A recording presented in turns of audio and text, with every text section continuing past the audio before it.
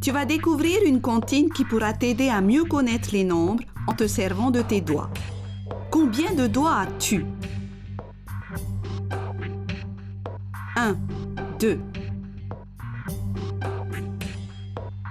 1, 2, 3. Ça fait une main.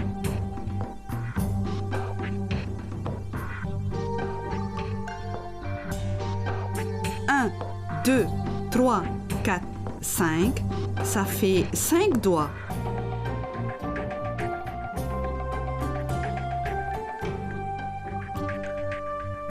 6, 7, 8, 9, 10. Ça fait 2 mains qui se disent bonjour.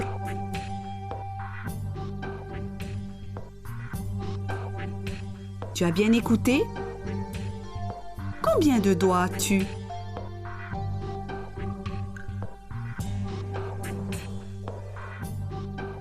Tu as vu que sur une main, tu as 5 doigts. Sur les 2 mains, tu as 5 doigts et 5 doigts. 10 doigts.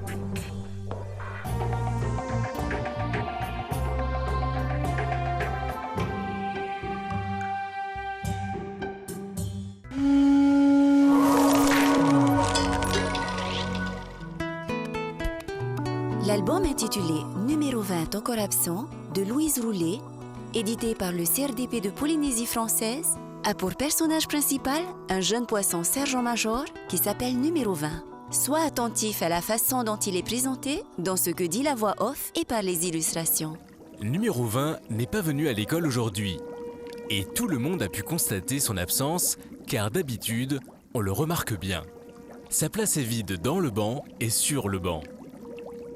Sa mère, numéro 200, a fait venir numéro 33, le médecin, car elle est inquiète. Numéro 20 ne mange plus, ne dort plus, ne joue plus avec ses camarades et ses bulles sont minuscules et peu nombreuses. « Je ne comprends pas, » dit numéro 33. « Ses écailles sont un peu ternes, mais il a toujours été comme ça depuis sa naissance. » Il a du mal à apprendre ses leçons et ses notes ont baissé. Il ne veut plus se montrer ni aller à l'école. Cela me rend triste, dit numéro 200. « Pauvre petit, il n'a pas eu de chance, » ajouta numéro 33. Ne trouvez-vous pas qu'il ne s'agit pas d'une question de chance, mais de tolérance, docteur? Pourquoi les autres élèves ne l'acceptent-ils pas tel qu'il est? S'écria numéro 200. La maman de numéro 20 l'appelle et le cherche. Il se cache et fond en larmes lorsqu'elle le trouve. Est-ce qu'il s'est passé quelque chose à l'école, numéro 20?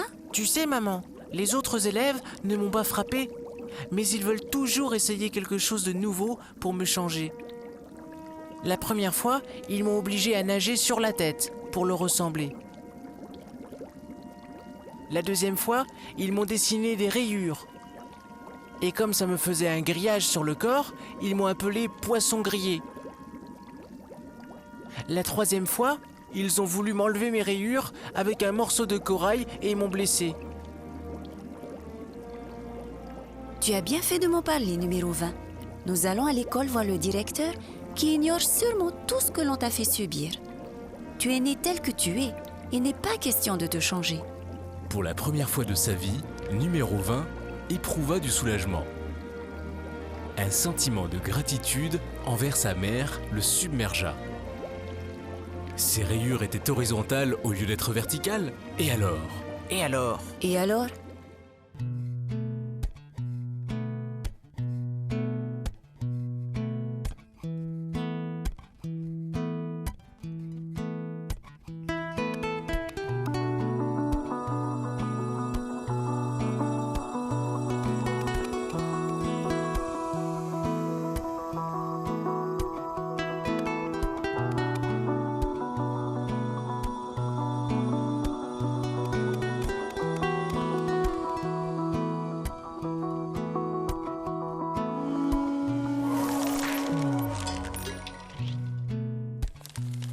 Numéro 20 est la victime des autres poissons.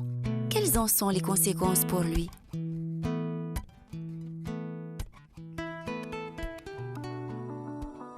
Les autres poissons sont tellement méchants avec numéro 20 qu'il ne mange plus, ne dort plus et ne veut plus aller à l'école. Numéro 20 est le personnage principal de cette histoire. Devine où il se cache. Pourquoi se cache-t-il?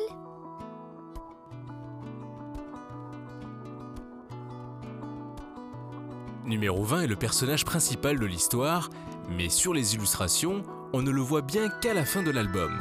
Il se cache parce qu'il a honte. Il a peur des autres poissons. Les autres poissons ont obligé numéro 20 à nager sur la tête et lui ont dessiné des rayures sur le corps. Pourquoi voulait-il absolument le changer?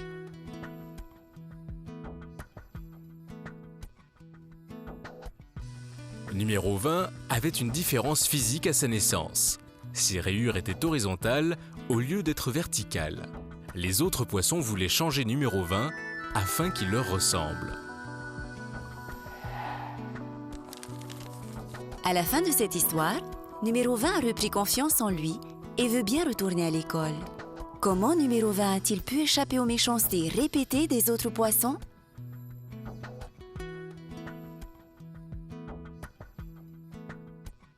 Le numéro 20 a pu surmonter ses difficultés dues à la maltraitance dont il était victime en se confiant à sa mère. Elle lui a redonné confiance en lui. Voici d'autres albums du CRDP de la Polynésie française qui parlent de la différence. Découvre-les. Petit papier, Théa. C'était une adaptation de l'album Numéro 20 est encore absent de Louise Roulet, édité par le CRDP de la Polynésie française.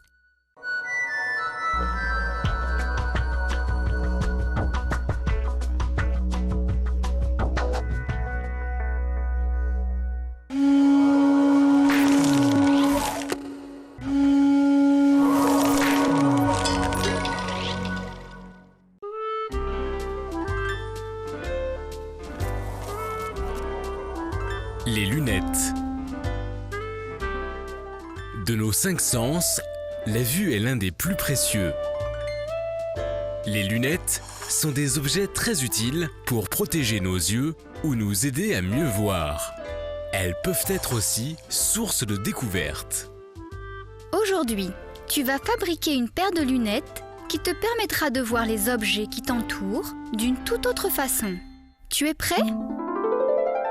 Tu vas avoir besoin de 2 rectangles de carteline, d'un gabarit de carton, d'un crayon de papier, d'une paire de ciseaux, d'un poinçon, de filtres transparents de couleur et de colle. As-tu tout ce qu'il faut? Vérifions. 2 rectangles de carteline, un gabarit de carton, un crayon de papier, une paire de ciseaux, un poinçon, des filtres transparents de couleur et de la colle. Tu es prêt? Nous allons commencer. Prends un rectangle de carteline, place le gabarit dessus, tiens-le bien et trace le contour.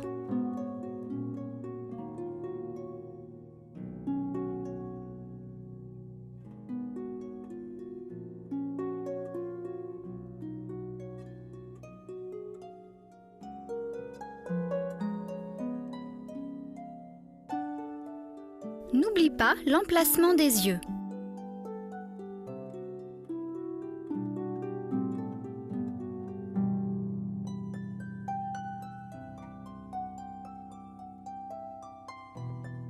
Recommence sur l'autre morceau de carteline.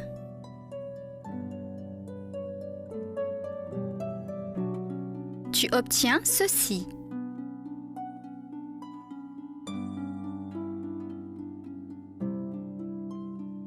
Maintenant, découpe les lunettes en passant bien sur la ligne.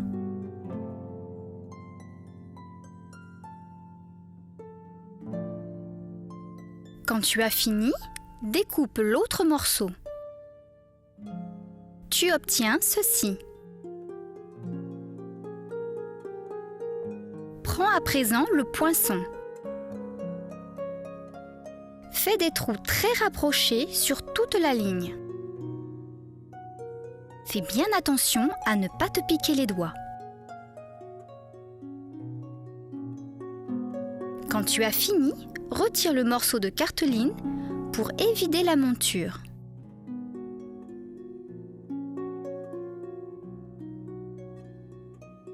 Fais la même chose de l'autre côté et sur l'autre partie de la monture. Tu obtiens ceci. Prends la colle.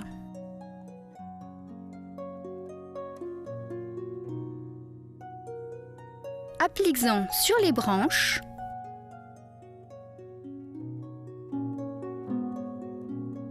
Et le bas d'un support, comme ceci.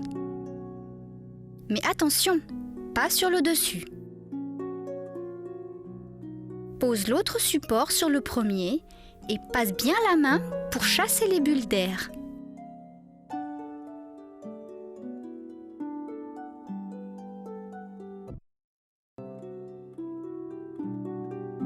Maintenant, tu vas plier les branches des lunettes comme ceci.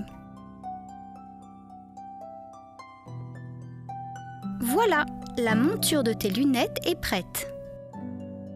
Laisse-la sécher. Pendant ce temps, prends un morceau de filtre de couleur. Découpe 2 carrés comme ceci. Glisse chaque carré dans la monture. Voilà, tu viens de fabriquer une paire de lunettes. Essaie-les!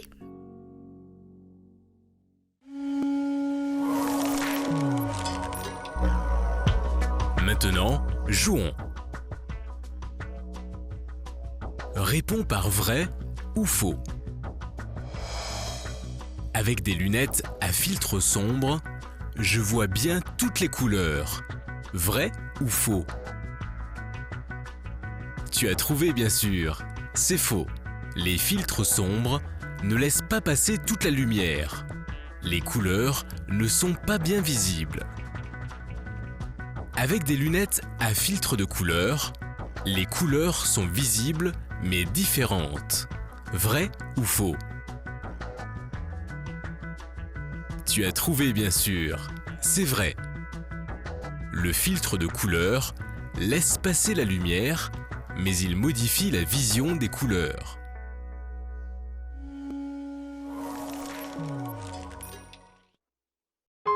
Écoute bien et retiens. Les lunettes sont composées d'une monture et de verres. La monture maintient les verres en place.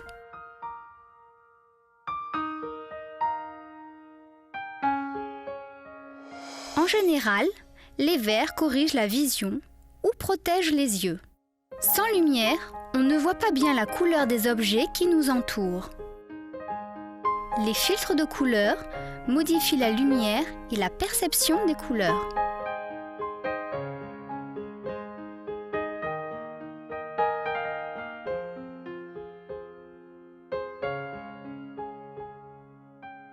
Si tu remplaces les filtres de tes lunettes par d'autres filtres d'une autre couleur, que vas-tu observer? Parle-en avec tes camarades et vérifie avec tes nouvelles lunettes.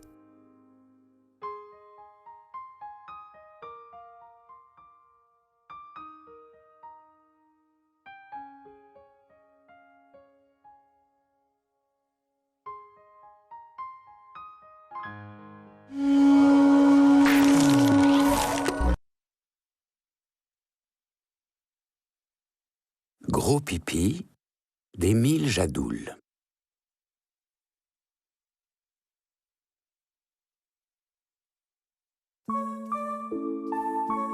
Chaque nuit, c'est pareil. Léon se réveille. Il a envie de faire pipi. Alors, Léon appelle sa maman. « Maman, pipi. Maman pingouin se lève et emmène Léon aux toilettes. Et puis maman et Léon vont se recoucher. Souvent, la nuit, Léon a envie de faire pipi 2 fois. Alors, Léon appelle son papa. « Papa, pipi !» Papa pingouin se lève et accompagne Léon aux toilettes. Et puis, papa et Léon vont se recoucher. Chaque matin, c'est pareil. Papa et maman sont très fatigués. Quand le soir arrive, maman pingouin dit à Léon « Tu sais, mon Léon, pendant la nuit, les grands pingouins comme toi, ils vont faire pipi tout seuls. Tu vas essayer ?» « Oui, » répond Léon. Mais la nuit, Léon se réveille, il a envie de faire pipi. Il se lève, il hésite. Et s'il appelait maman quand même? Rien qu'une fois, il hésite encore. Et puis il se décide. Il va faire pipi tout seul.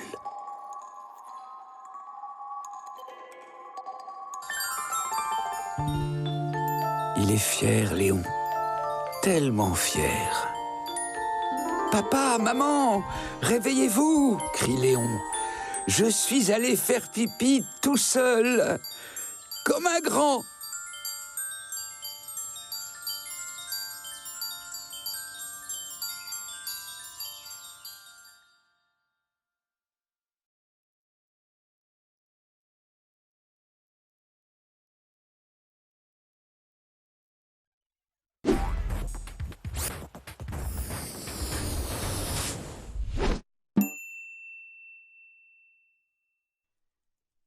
Oh là là, quelle chaleur! Et si on allait faire une balade? Oh, merci Vidéo. Cette plage est formidable. Regardez Décibel, il me semble que c'est Léon le lion. Absolument. C'est Léon le livreur qui fait sa tournée de livraison à vélo. Léon ne livre que des objets dont le nom contient le son le. Ah oui, effectivement, il livre une mandoline à Jules le cheval. Mais il est gonflé celui-là, mais que fait-il? C'est Lulu le colibri. Le polisson doit encore faire une sale plaisanterie. Et voilà Laurent le lapin devant son palais. Léon doit lui livrer une peluche. Oh là là là là là, mais ce Lulu est impossible, c'est un véritable voleur. Une mandoline, une peluche. Décibel, il faut faire quelque chose, sinon il va voler toute la livraison. Et voilà, c'est ce que je disais. Et maintenant, une lettre et un grelot. Décibel, il faut aider ce livreur qui ne livre que des objets dont le nom contient le son L. Léon, stop! Arrêtez votre vélo et regardez votre panier. Vous n'avez plus rien à livrer. Je crains que ce soit une mauvaise blague de Lulu le colibri. Attendez, cher Léon, nous allons vous aider à retrouver ce filou. Vidéo, s'il vous plaît, donnez un fil de funambule à Léon. Parfait! Comme ça, Léon peut grimper dans le ciel pour voir où Lulu a filé. Allez-y, Léon. Plus haut! Voyez-vous quelque chose? Mais regardez, quelle belle surprise! Lulu revient avec une splendide guirlande d'objets dont le nom contient le son le. Eh oui! D'ailleurs, on voit comment s'écrit le son L avec la lettre L, comme dans mandoline, ou peluche, ou grelot. En fait, Lulu n'est pas un voleur. Il se prend tout simplement pour le Père Noël. Et maintenant, je crois qu'il va falloir libérer ce petit blagueur. L'équipe, c'est le titre du plus important quotidien français consacré au sport. Une belle allusion qui rend hommage en premier lieu au caractère collectif de ces activités. Avant de gagner, l'important, c'est d'être ensemble. Et ce mot « équipe », il a connu un succès éclatant dans le vocabulaire sportif depuis 1890 pour désigner un groupe de joueurs qui va gagner ou perdre ensemble. Et bien entendu, le terme existait avant. réservé à l'origine à un ensemble de bateaux qui naviguaient ensemble. Il est de la même famille que ship, qui est un vieux mot anglo-saxon pour désigner un bateau. Et il va s'insérer dans le monde du travail et renvoyer à cette idée de plusieurs personnes qui s'attellent à la même tâche sans préciser les spécialités, sans faire remarquer en fait qui commande, qui obéit. C'est ça l'esprit d'équipe, c'est ne pas se mettre en avant et privilégier l'intérêt de tous. Toutes les situations d'ailleurs peuvent s'accommoder de ce terme et on parlera aussi bien d'une équipe de nuit à l'usine que d'une équipe gouvernementale nommée par le Premier ministre. Alors certains contextes préfèrent un mot plus précis. On parle d'équipage, par exemple, à propos du personnel qui est responsable d'un moyen de transport, dans un bateau, dans un avion. Et puis bien sûr, l'idée de solidarité ou d'amitié a fait son chemin. Et c'est avec ce sens-là que le mot s'est exporté à l'étranger, en particulier en portugais, où il fait référence au fait d'agir ensemble et de collaborer.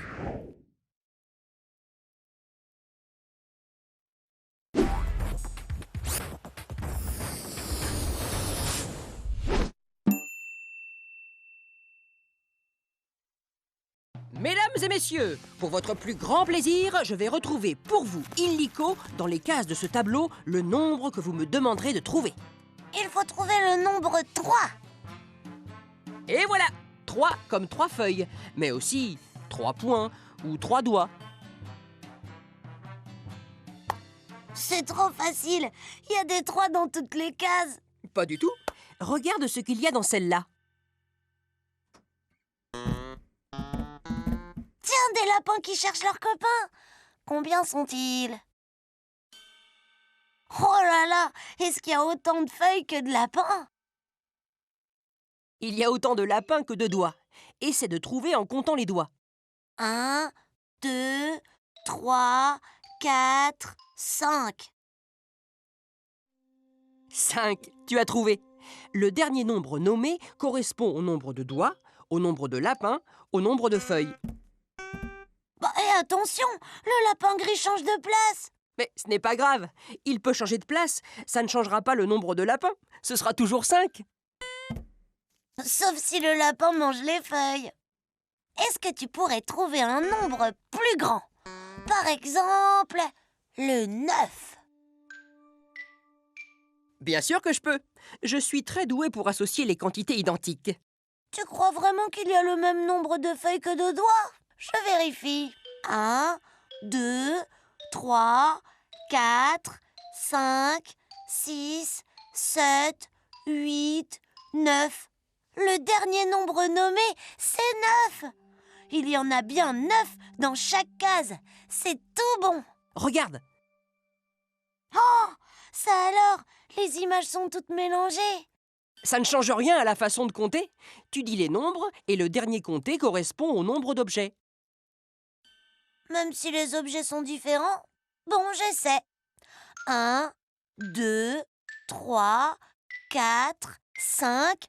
Il y avait 5 objets. C'est ça, 5 objets et un garçon qui sait compter. Bravo!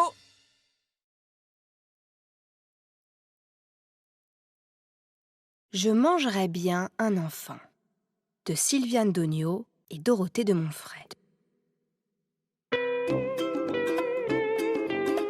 Chaque matin, maman crocodile apporte à Achille de bonnes bananes pour son petit déjeuner. Et chaque matin, elle s'émerveille. Mon fils, comme tu es grand, comme tu es beau, comme tu as de belles dents. C'est vrai, pense Achille. Mais un matin, Achille ne mange rien. Maman crocodile s'inquiète. Elle insiste. Tu es sûr? Tu ne veux pas d'une délicieuse banane? Non merci, maman, répond Achille. Aujourd'hui, j'aimerais mieux manger un enfant. Quelle idée, mon Achille, s'étonne maman. Dans les bananiers, il pousse des bananes, pas des enfants. Oui, mais moi, j'aimerais mieux manger un enfant. Papa crocodile s'en mêle. Il court jusqu'au village et rapporte à son fiston une saucisse grosse comme un camion. Non merci, papa, répond Achille. Aujourd'hui, j'aimerais mieux manger un enfant. Mais enfin, mon Achille, La saucisse à l'enfant, ça n'existe pas. Je m'en fiche, s'énerve Achille. Moi, j'aimerais mieux manger un enfant. Heureusement, papa et maman crocodile sont malins. Notre Achille est un gourmand, pense-t-il. Préparons-lui un bon gros gâteau au chocolat et il oubliera complètement cette idée stupide. Le gâteau est magnifique. Waouh, s'exclame Achille. Puis, il soupire et se ravise. Non, vraiment, dit-il, aujourd'hui, j'aimerais mieux manger un enfant. Papa et maman crocodile sont totalement désespérés. Ils pleurent et se lamentent. Bon, notre cher fils Achille ne veut plus se nourrir. Achille se sent bizarre, tout faible.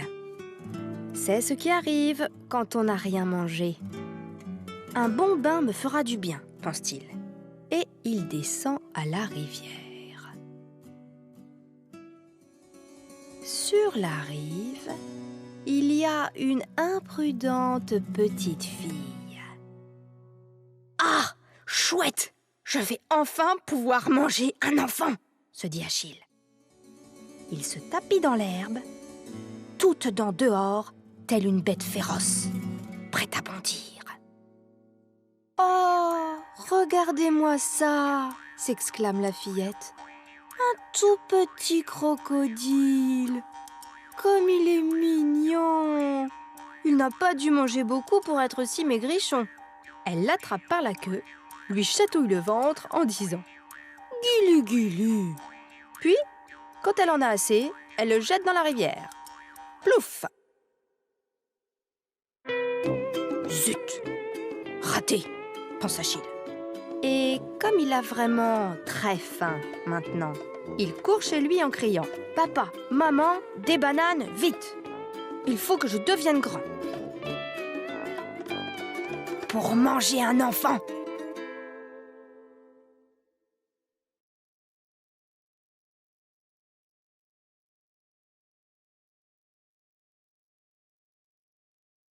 Le mot « atelier » évoque deux idées principales, le travail, le collectif. D'abord le travail dans ce qu'il a de plus concret. Dans un atelier, on fabrique, on transpire d'ailleurs, parce que l'activité évoquée est manuelle.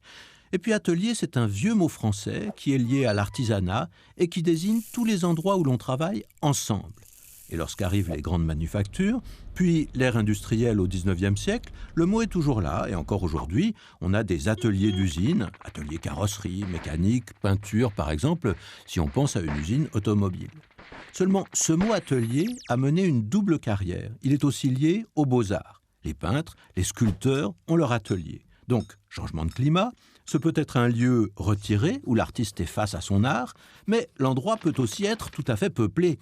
Et pendant la Renaissance, surtout en Italie, de nombreux peintres célèbres avaient des élèves. Sous la direction du maître, ils participaient à la création du même chef-d'œuvre, et on peut parler d'une toile qui sort de l'atelier de Jacopo Bellini, par exemple, même si elle n'est pas signée par cet artiste.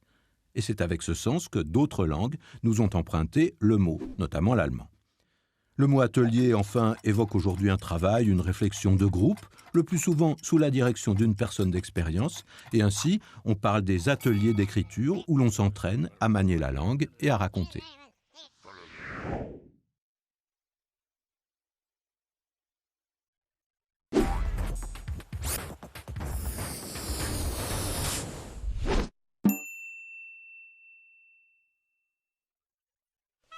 C'est Mimo, le mime des sons. Oh, je suis super fort en mime. Mais qu'est-ce qui t'arrive, Mimo? Ça n'a pas l'air d'aller. Tu es triste, c'est ça? Je ne comprends pas, tu devrais être content. Tu joues bien dans le spectacle des sons en ce moment. Vidéo, montre-nous l'affiche. Mais vous n'êtes pas deux normalement sur cette affiche? Ton partenaire joue du piano? C'est un pianiste? Je sais, il joue de la flûte. C'est un flûtiste. Attends, Mimo est le mime des sons Donc l'artiste qu'il essaie de nous faire deviner a certainement le son dans son nom.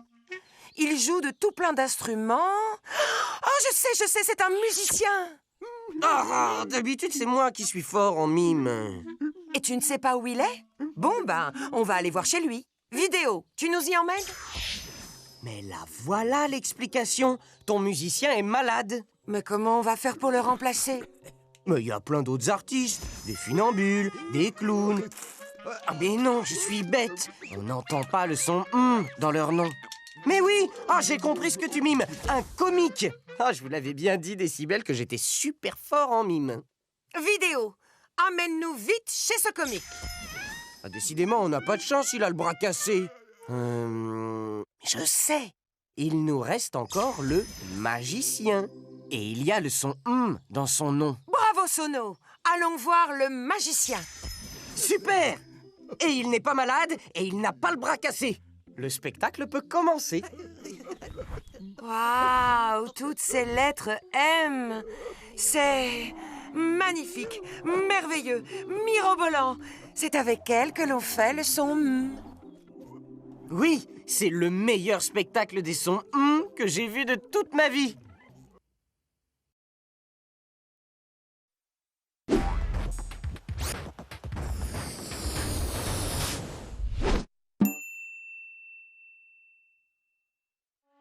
Café est toujours très excité. Il ne s'arrête jamais. Salut les gars! Alors, qu'est-ce qu'on fait? Même à la pause café. Un petit café? Il a plein d'idées, Café. C'est une machine à idées. Des bonnes, des mauvaises, des courtes, des grandes, des frappées, des glacées, des allongées. Et puis Café aime parler. Qui veut un café? Oui, il parle fort, Café. Et beaucoup. Pas facile de l'arrêter, Café. Un vrai moulin à paroles. Alors certains lui disent que c'est un peu fort. De café! Et même qu'ils en ont marre. De café! Et ça énerve Café. Bah quoi? Et la liberté d'expression alors? Ça me fait bouillir! Une nuit, Café fait un drôle de rêve. Un jardinier vient le voir, une graine à la main. « Tiens !» lui dit le jardinier. « Cette graine est une graine d'idée. Arrose-la et tu verras. » Et le jardinier s'en va. Le lendemain, Café a une nouvelle idée. Cette idée, c'est un bâton. Non, pas pour taper, un bâton pour parler. Un bâton de parole. Celui qui tient le bâton, c'est celui qui peut parler. Les autres ne peuvent qu'écouter. Si quelqu'un d'autre veut parler, il doit attendre son tour. Aujourd'hui, Café écoute les autres parler. Ça ne l'empêche pas d'avoir toujours autant d'idées. Au fait, qui veut un café? Pour bien parler, il faut savoir écouter. C'est comme ça, et puis voilà.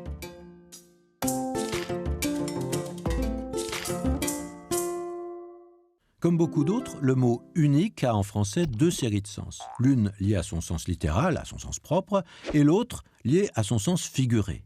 Et il n'y a qu'à écouter et regarder cet adjectif pour comprendre son histoire. Il dérive du mot « un », non pas l'article « un », mais le nom de nombre. Et ce qui est unique s'affirme donc comme étant au singulier.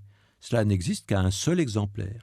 L'enfant unique n'a ni frère ni sœur, et s'il n'existe plus qu'un seul livre de la première édition d'une œuvre, cet exemplaire unique peut avoir beaucoup de valeur. L'unicité, donc, le mot est rare mais il existe, c'est souvent une qualité, une valeur ajoutée.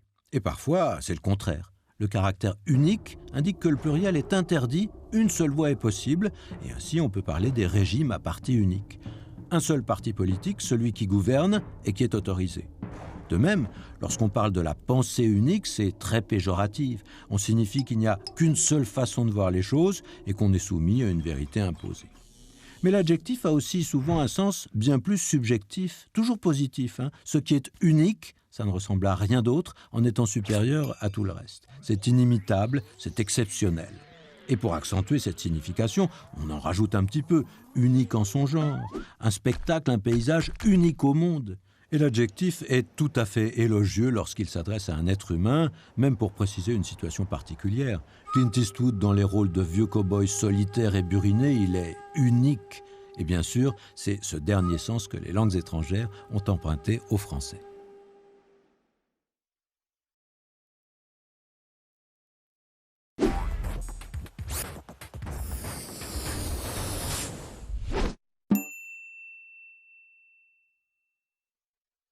Et voici pour votre plus grand plaisir, mesdames et messieurs, le célèbre tour du roulement de ballon. On applaudit l'artiste. Bravo, bravo! Pas mal. 2 d'un coup.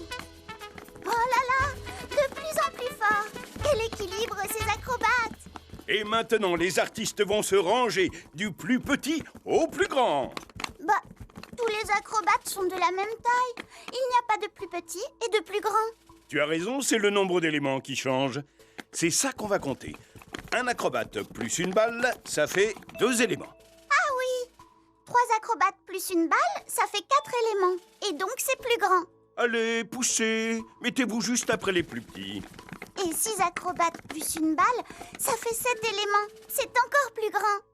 Mettez-vous en place le groupe des 7, juste après le groupe des 4. Ah, voilà l'oiseau comparateur. Il est d'accord avec notre rangement, tu as vu? Il ouvre son bec vers le nombre le plus grand. Et maintenant, on change tout. On compte les éléments par couleur. Ah, ce n'est plus du tout la même chose. On doit tout comparer à nouveau. Alors, déjà, on compte les éléments. Ça fait 4 pour les jaunes, 6 pour les verts et 3 pour les rouges. Et ça fait 1 pour le bleu. En plus, pour vraiment tout changer, on va les ranger du plus grand au plus petit. D'accord? Pour ranger les nombres du plus grand au plus petit, je cherche d'abord le plus grand. C'est le 6. Puis il y a le 4, le 3, et enfin je termine par le plus petit, le 1. Alors que pour ranger les nombres du plus petit au plus grand, c'est l'inverse. Je cherche d'abord le plus petit, le 1, puis il y a le 3, le 4, et je termine par le plus grand, le 6. Bravo tout le monde! Grâce à vous les acrobates, maintenant je sais jongler avec les nombres. On est prêt pour la suite du spectacle!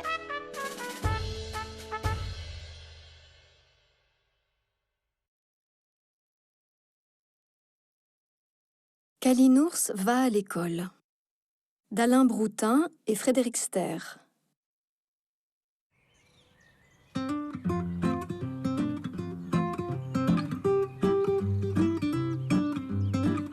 Écoutez, on entend les rossignols. Les petits oiseaux font leur premier vol.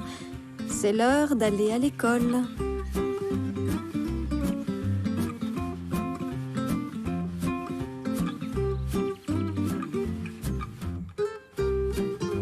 Bonjour, c'est moi, Kalinours.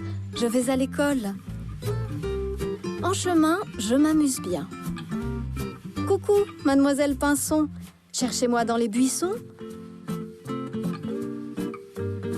Coucou, mademoiselle Perdrix.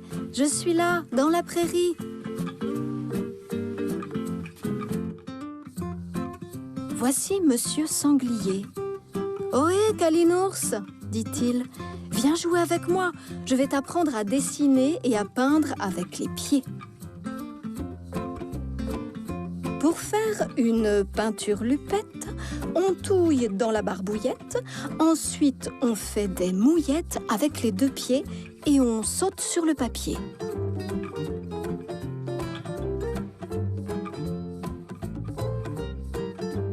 Kalinours dit « Pour terminer, j'écris mon nom avec le nez. » Monsieur Sanglier rigole. « Ah là là, dit-il, quel chantier dans cette école. »« Au revoir, dit Kalinours. Je prends ma peinture lupette et je cours vite à l'école. Je suis en retard. »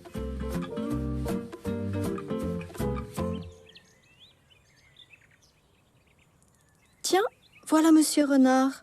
« Ohé, Kalinours, dit-il. Viens jouer avec moi, j'ai de la pâte à modeler. » D'abord, on fait des pâtés. Ensuite, on fait des patates. Rien que de le dire, ça fait déjà rire. On piétine avec les pattes. On tasse avec le derrière et ça fait un camembert.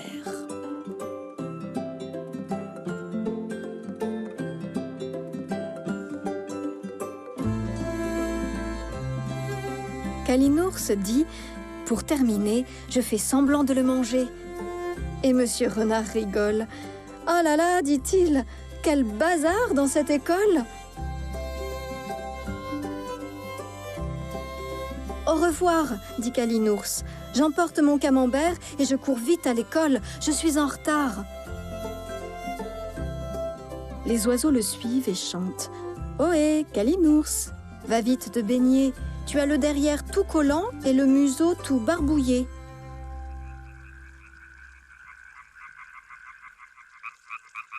Voici la rivière qui clapote. Madame Grenouille et Monsieur Crapaud font trempette dans les roseaux. Kalinours, viens avec nous.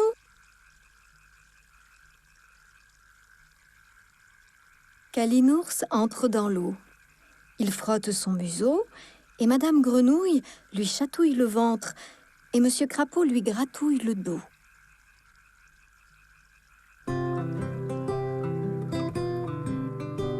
Ça y est, Kalinours est propre.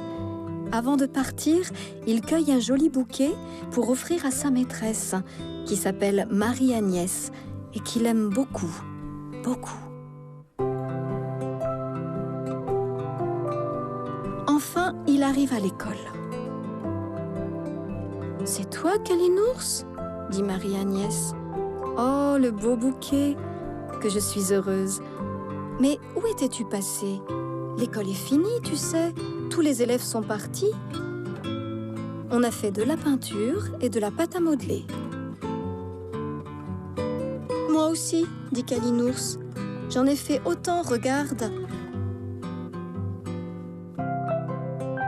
Le beau camembert, dit Marie-Agnès. Je le mets dans la dinette. La jolie peinture lupette. Je vais l'accrocher au mur. Bravo, Kalinours. Tu mérites un gros bisou. Maintenant, il faut rentrer. Demain, Kalinours, ne t'arrête pas en chemin. Je veux te voir en premier. C'est promis, dit Kalinours, et il repart en chantant.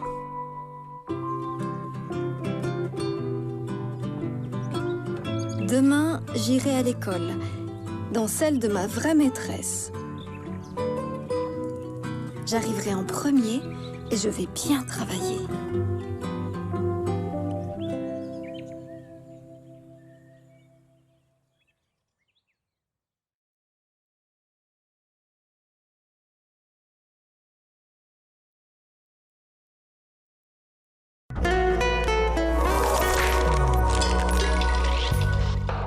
Ka hipa mai taki, kua tā ka mokehia te ihanga pōro. Rari ana ke rā e re, ka kimi e te ihea rā.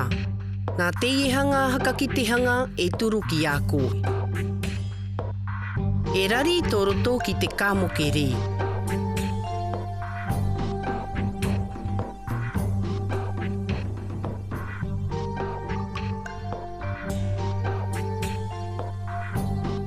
Kaore e toru tō roto ki taua ka moke.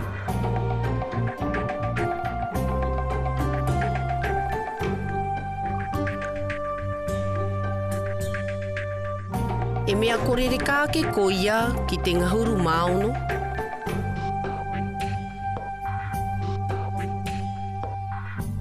E mea tore ua ke ko ia ki te ngahuru māmaha. E aha te ie ka moke. Paki ā, ko te kāmoke ngahuru māpai, te wairai hoa te rari ki roto. Kaore e toru tō roto. Mea korere kāke ko ia ki te ngahuru maono, ke mea tore uake ki te ngahuru māmaha.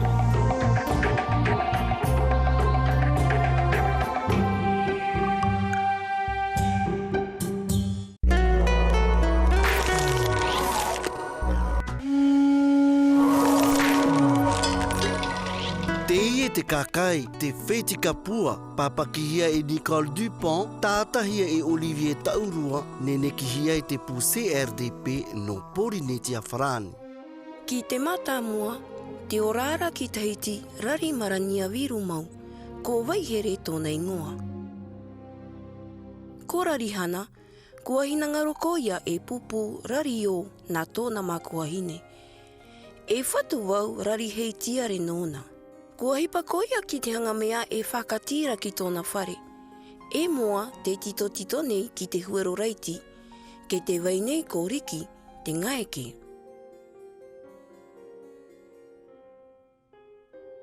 Kaore roa ake rā, e mea e au ki te tiare. Kua haere koia ki tātai. Kua titi roa te hana. Kua hipa koia ki te hangamia e whakatira ki ana. Kua ki te koia ki te paru, ke te pōpō viru mau. Kaore roa ake rā, e mea e au ki te tiare. Kua haere koia ki roto ki te wao. E mea pōiri roa. Kua ngaro te hana ki te hanga tumo rākau toreu. Ke te rere takanumui no ara te hanga manu te ngarau ki te hanga tiki. Kaore roa ake rā, e mea e au ki te tiare. Kua haere koia ki te pae komo. Te neke no ara te koura ki roto ki te komo ngare.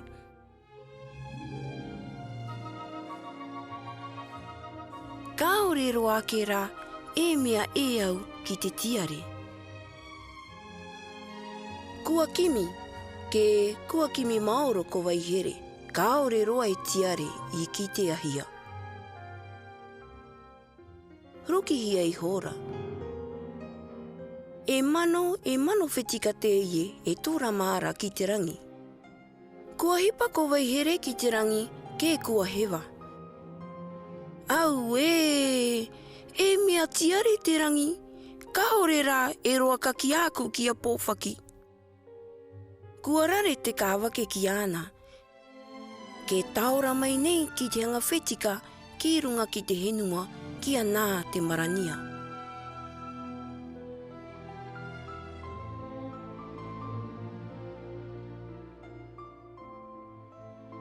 Mai tauahana mai, e pua te tiare mai te hanga whetika te itokuhia ki runga ki a Tahiti.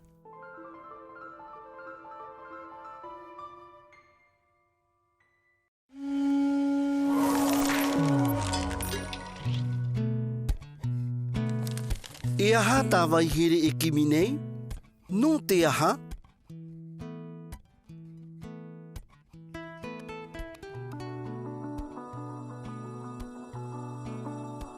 Te kimi tiare nei ko waihere no te whatu ki te tahi hei no tōna makuahine.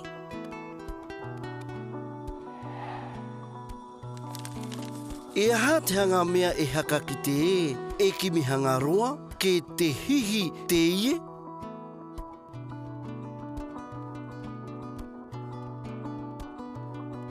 E mea roa no te mea, kua ruki te hana tō waihere kimihanga ki te tiare.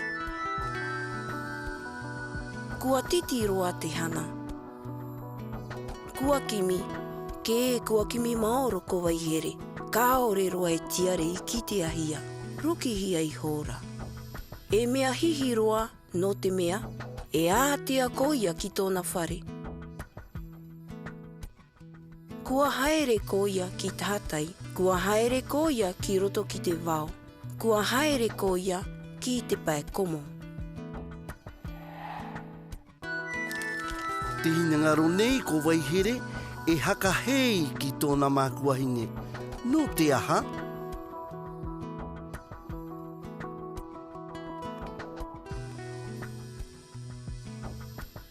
E haka hei ko waihere ki tōna makuahine no te haka kite ki tōna here. Ki pori ne tia whrani, e haka hei hia te tangata ki a tēmai, a kore rā ki a rewa. E aha atua te teime, e haka hei hia ai te tangata.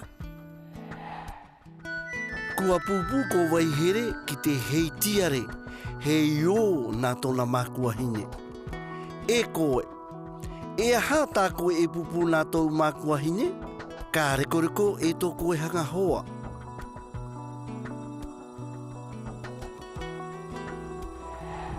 Ko te kakaia, te whetika pua, papakihia e Nicole Dupont, ke tātahia e Olivier Taurua, nene kihia te pu CRDP no Polynesia Fran.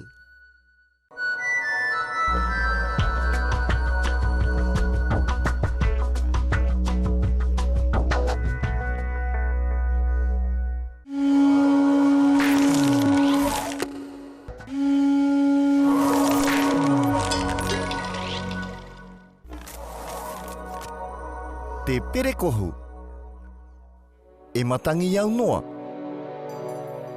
Pūai e kaorera u ana. Kua ki te ane koe ki te whauwhanga ko te matangi? Ki te ie hana, e hakapiki koe ki te hanga ki te perekohu.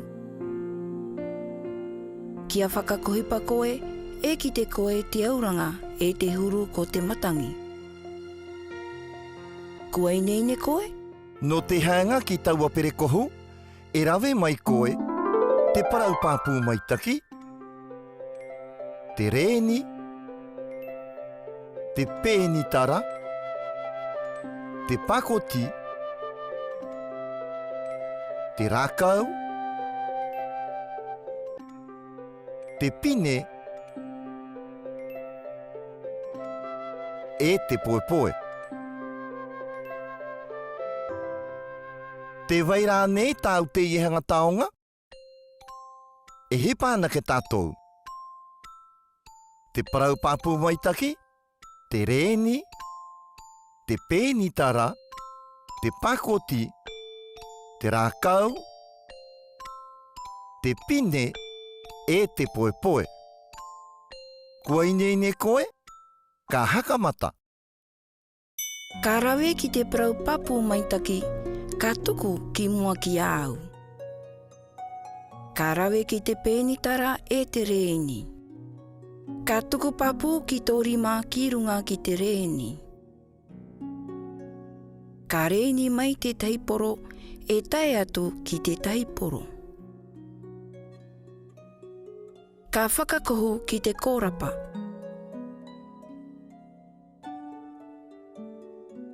Ka whakaawharo e ka taumi maitaki ki tāu rēni.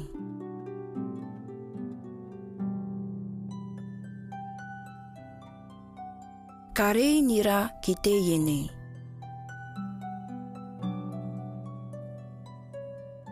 Mea maitaki roa. Te ienei.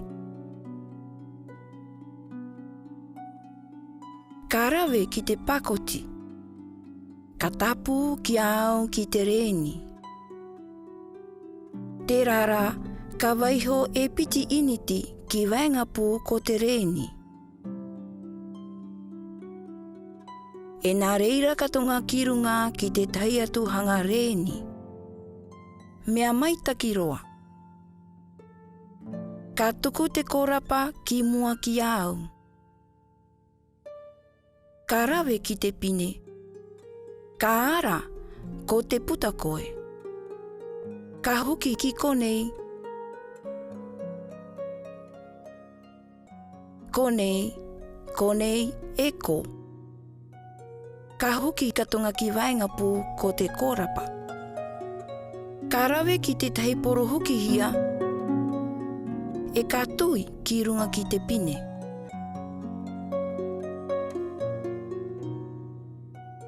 Ka tui katonga nā porotoe e nā te keri pū.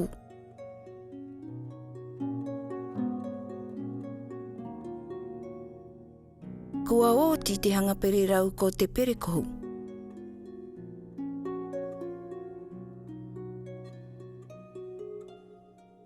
Ka tapenga maitaki e ka tui atu ai ki te poepoe.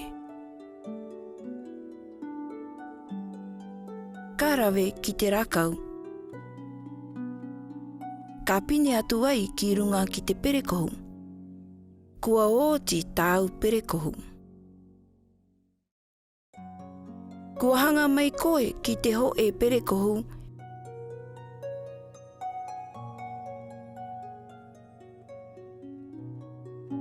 E kohu ki te matangi.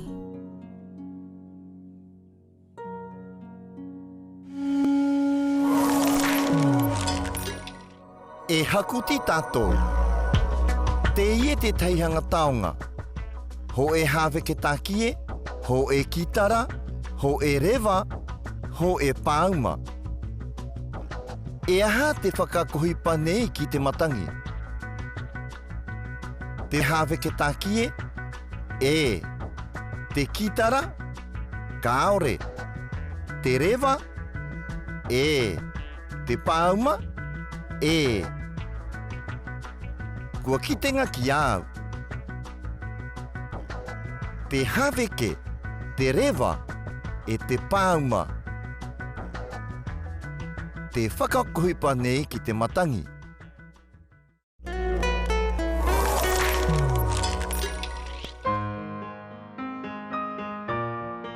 Ka hakarare maitaki mai e ka tāmau. Nā te matangi e hakakohu ki te perekohu.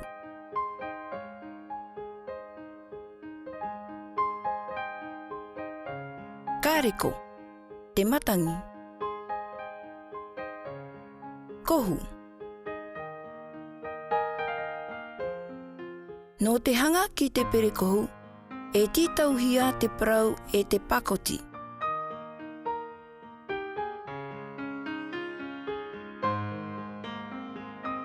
Kāreko, te parau. Te pakoti.